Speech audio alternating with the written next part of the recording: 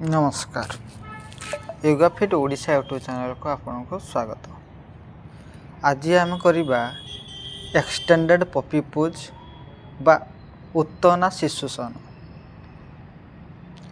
यह आपण चेस्ट को खोली थाए बा आपण छाती को खोलिया सहित आपण मेरुदंड को शक्त रखि थाए, आपण बैक पेन को मध्य कम करिथाए।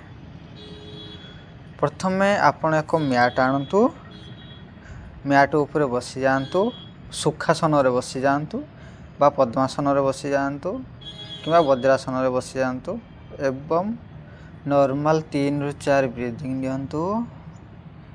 Breathe in and breathe out.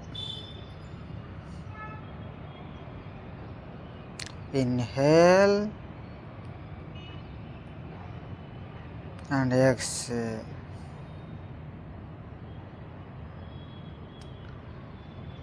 श्वास को नियंतु एवं कंप्लीटली छाड़ी दियंतु।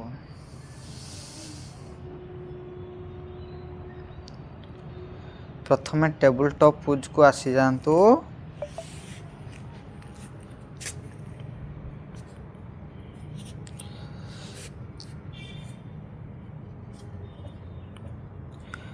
आपणको हाथ एवं कांध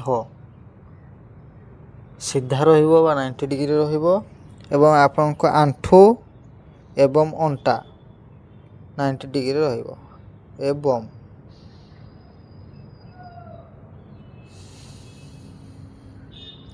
धीरे धीरे आपण हाथ को आगो को नियंतु।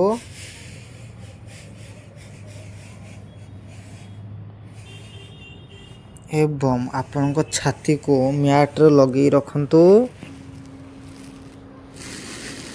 एवं आपण चीन बा थोड़ी को मुंह को मध्य मैट रे लगे रखंतु।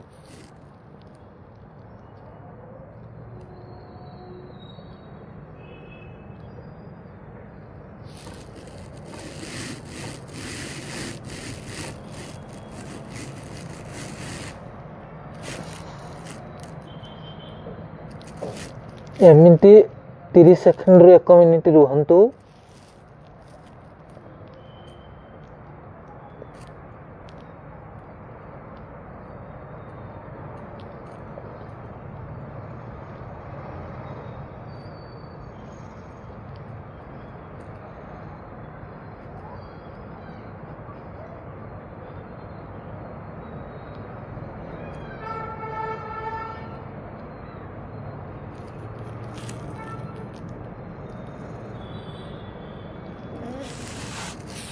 एवं धीरे धीरे पूर्वावस्था को फेरी आसतु स्लोली।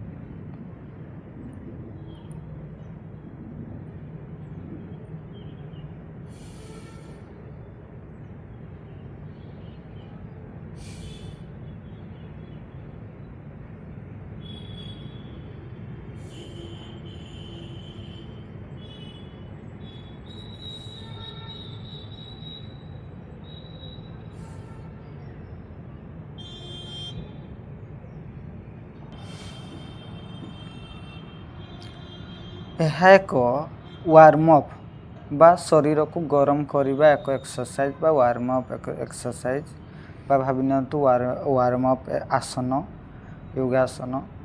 यह करने द्वारा आपन शरीर लाभ कौन होता है? आपण को बेक पेन, आपणकर छाती एवं आपण लंग्स कैपेसिटी को बढ़ाई थाए एवं आपण हार्ट मसल को मजबूत रखी थाए एवं आपणकर बेक पेन, आपणकर शरीर डिप्रेशन स्ट्रेस लेवल एंजाइटी को से कम करिथाए एवं आपणकर नर्वस सिस्टम ब्रेन रो आपन शरीर नर्वस सिस्टम ताकू से सुसंचालित करने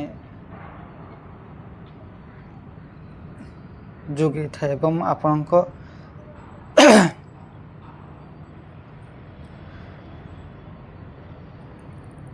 ବ୍ରେନ୍ରେ ଥିବା ହର୍ମୋନ୍ ବା ପିଟ୍ୟୁଟାରୀ ଗ୍ରନ୍ଥିରେ ଥିବା ଆପଣଙ୍କ ହର୍ମୋନ୍କୁ ବାଲାନ୍ସ ରଖିବାରେ ସେ ବହୁତ ହେଲ୍ପ ହୋଇଥାଏ। ଆପଣ ଏହାକୁ କେଉଁ ସମୟରେ ଅଭ୍ୟାସ କରିବେ ନାହିଁ, ଆପଣ ଏହାକୁ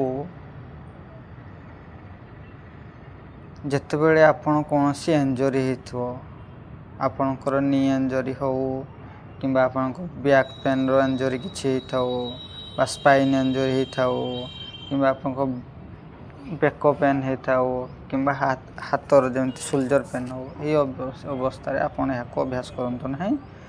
ଆପଣ ଯେତେବେଳେ ମୁଣ୍ଡ ବୁଲାଉଥିବ ଏହାକୁ ଅଭ୍ୟାସ କରନ୍ତୁ ନାହିଁ ଏବଂ ଆପଣଙ୍କର କୌଣସି ଯେତେବେଳେ ପ୍ରେଗନେନ୍ସି ନେଡ଼ି ମଧ୍ୟ ଏହାକୁ ଅଭ୍ୟାସ କରନ୍ତୁ ନାହିଁ।